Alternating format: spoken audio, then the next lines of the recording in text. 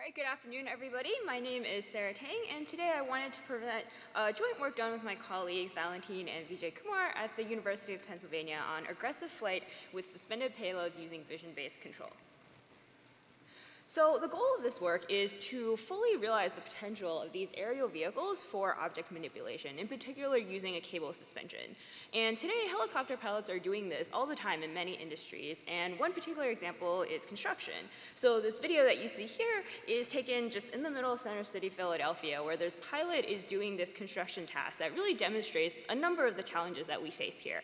So, of course, he has to be constantly compensating for disturbances from the payload. He has to make sure to not swing himself or the object into any obstacles. And he's doing this without any explicit sensor feedback about the object and is relying mostly on visual observations.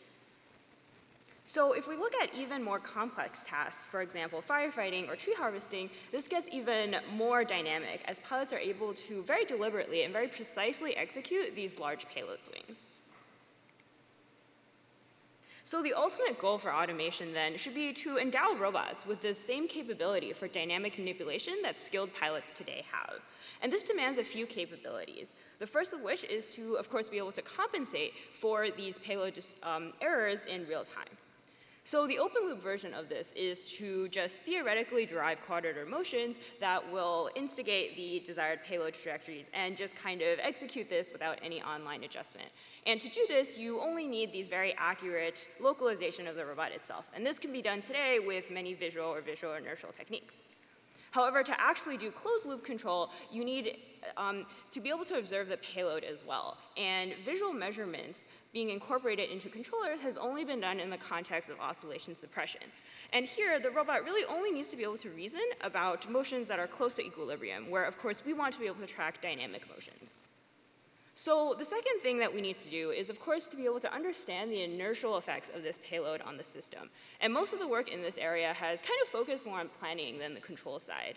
So things that use quasi-static models usually recast this as some sort of inverse kinematics problem.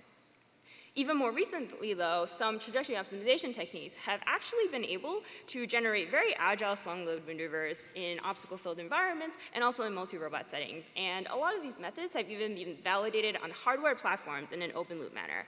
And this is a really exciting result that we want to build off of. So the last gap that kind of needs to be closed then is to really incorporate into these planning methods both vision-based payload feedback and also closing the control loop on the payload. And this will allow us to not only make our system more robust, but also potentially open the door towards real-time planning as well. So today, I wanted to share with you guys some of the work that we've done in terms of the theory, algorithms, and experimental validation for dynamic manipulation with an aerial robot. And in particular, because quadrotor estimation has already been well studied, we still use motion capture to localize the robot and focus on payload estimation. And we're able to successfully do closed-loop payload control using vision-based payload feedback and use this to plan and execute dynamic payload maneuvers that include these very large excursions from equilibrium configurations. So throughout our work, the one thing that we do is we leverage these differential geometric formulations to do modeling, control, and estimation for our system. So we model our system as a quadrotor with a point mass payload. And the inputs are just your typical thrust and moments about the robot.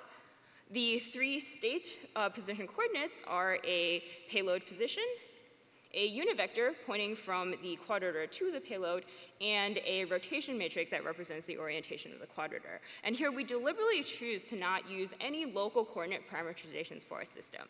And what this allows us to do is to define these variations on the configuration manifolds of each state. We can then integrate these to get this global coordinate-free representation of the dynamics. So here we'll also assume that parameters like mass, cable length, and inertia are known exactly.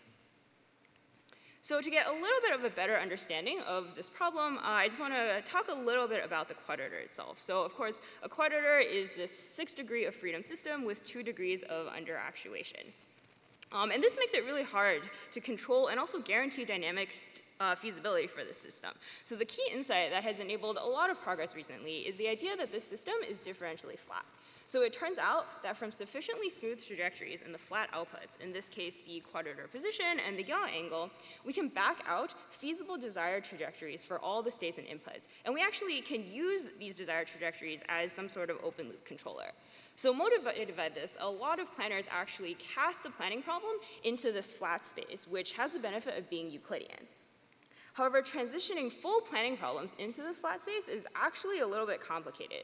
So if we go through this flatness proof, you'll see that the moment input is actually dependent on the quadrotor position velocity all the way up to the fourth derivative. And what this means is that for this type of fourth order system, it's often very hard to make guarantees on what planned motions in the full state space will look like when you're planning in the flat space. So we can apply the same abstraction to this quadrotor with payload system, but the problems actually get even a little bit worse because we're introducing 2 additional uncontrolled degrees of freedom. And for this system, the flat outputs are the payload trajectory and the quadrotor yaw. So we can see here that differential flatness tells us that it's actually the payload acceleration that determines what the quadrotor needs to be doing. And because the quadrotor is related to the fourth derivative of the quadrotor is related to the moment, it's actually the sixth derivative of the payload that is what ultimately influences the input moment. So in short, this system has gained more degrees of freedom, become more underactuated, and as a sixth order system, it becomes really unintuitive to try to think about what flat trajectories will translate to into the full state space. So in this work, we'll assume that the quadrotor yaw is kept constant and use this kind of flatness planning to optimize payload trajectories as a quadratic program with linear constraints.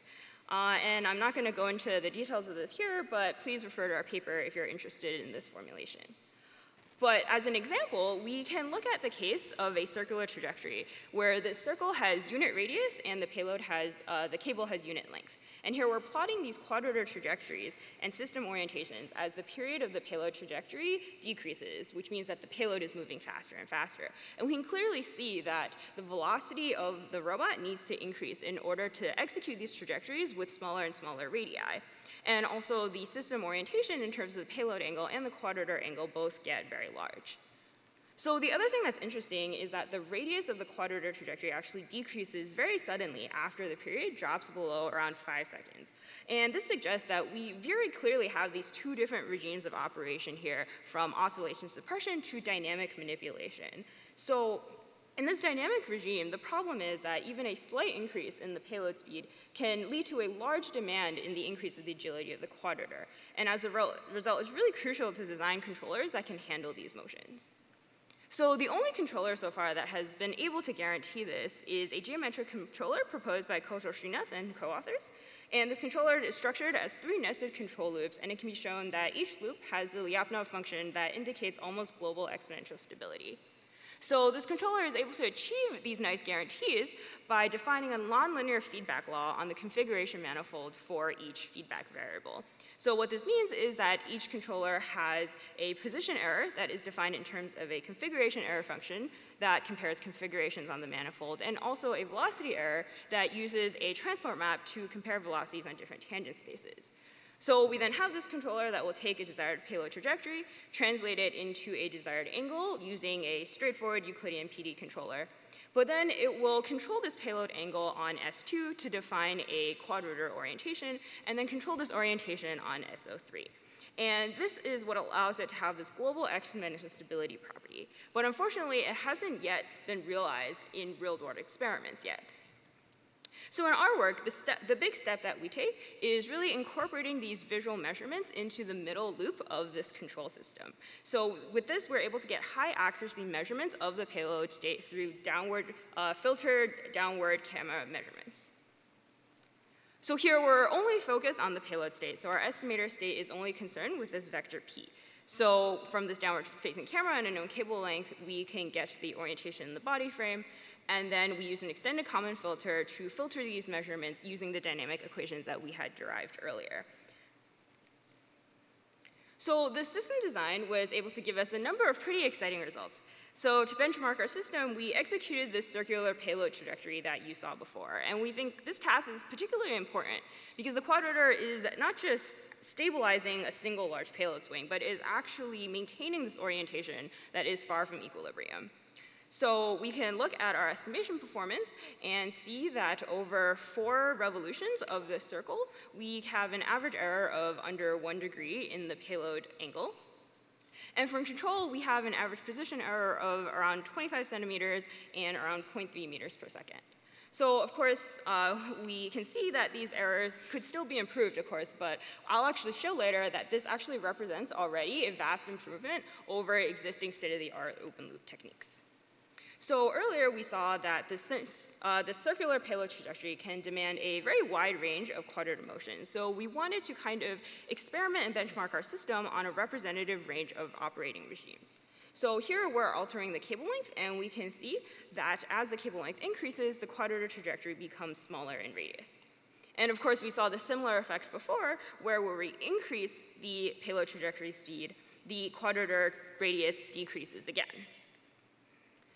So the one thing we kind of notice is that increasing the cable length actually has a smaller effect on the system than decreasing the payload period. So in fact, you can see that all of the 9-second trajectories have a larger radius than the 5-second trajectories, and this also holds true for the 3.5-second trajectories. So we'll kind of, for now, define aggressiveness as the radius of this quadrotor trajectory, but of course, we're hoping to formalize this more in the future.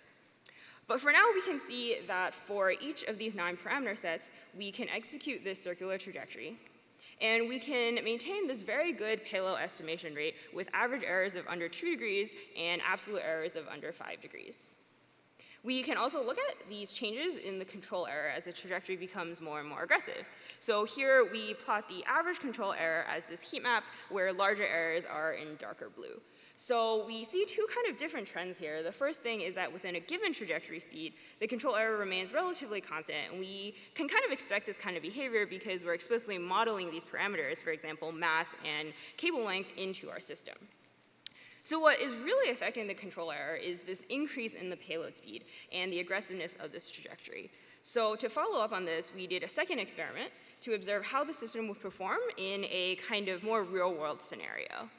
So here we designed this trajectory where the quadrotor has to swing the payload around to avoid these slalom-like obstacles. And in each of the 3 experiments, we again have the payload follow the same path, but with faster and faster velocity profiles. And we can see here that in the fastest trajectory, we have the payload going at over 3 meters per second. So what we did was we compared the error results here to a past system that we had that was using open loop control. And we were able to see that even in this fast trajectory case, our control errors are decreased by over 50%. And in the best case, they're actually reduced by almost 70%. So this really validates the idea that using these closed loop systems, as probably anyone would be able to guess, really increases the robustness of the system and also adds capability to these manipulation tasks. So the other result that I think is really exciting from all this is that if we look at the fastest trajectory we were able to execute, we have this maximum payload angle of almost 54 degrees. So for our system, the thrust-to-weight ratio we were working with was around 2 to 1. And suppose that we have our system and we want to maintain some payload angle theta. So the best thing to do in this case is to kind of align your thrust vector with your payload angle so that all of your thrust is being put towards dragging this payload behind you. And we can see that for a 2 to 1 thrust to weight ratio, the maximum angle that we can achieve in this configuration is around 60 degrees. So this is obviously kind of a back of the envelope calculation. We're not claiming this is any rigorous theoretical bound, but I think it's interesting to see that it does suggest that our system is approaching some sort of performance limit. And what this means is that we could potentially use this platform to profile this regime that previously robots were really not operating in before. And we hope that this could even help us get a better fundamental understanding of how dynamic manipulation could function for aerial robots. So in conclusion, we're really excited about the idea that these differential geometric formulations can allow modeling, planning, control, and estimation towards executing very agile slung-load maneuvers. In our results, we benchmark our system for a range of aggressive tasks and validated that our system indeed does offer significant performance improvements over traditional open-loop control, even at high speeds. And we're really looking forward to really building off this work to open up the potential to really explore dynamic manipulation tasks even further. So thank you all for your time, and I would love to take any questions.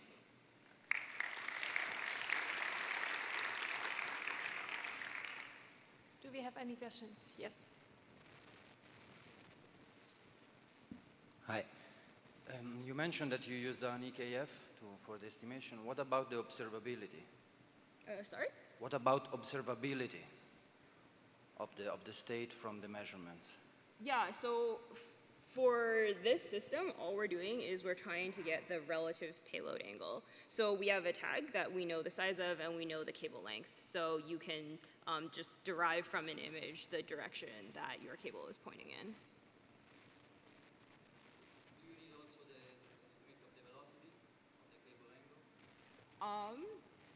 Sorry, the question was, can you estimate the velocity of the payload angle? Yeah, so for now, we're just taking a numerical derivative from the position measurements.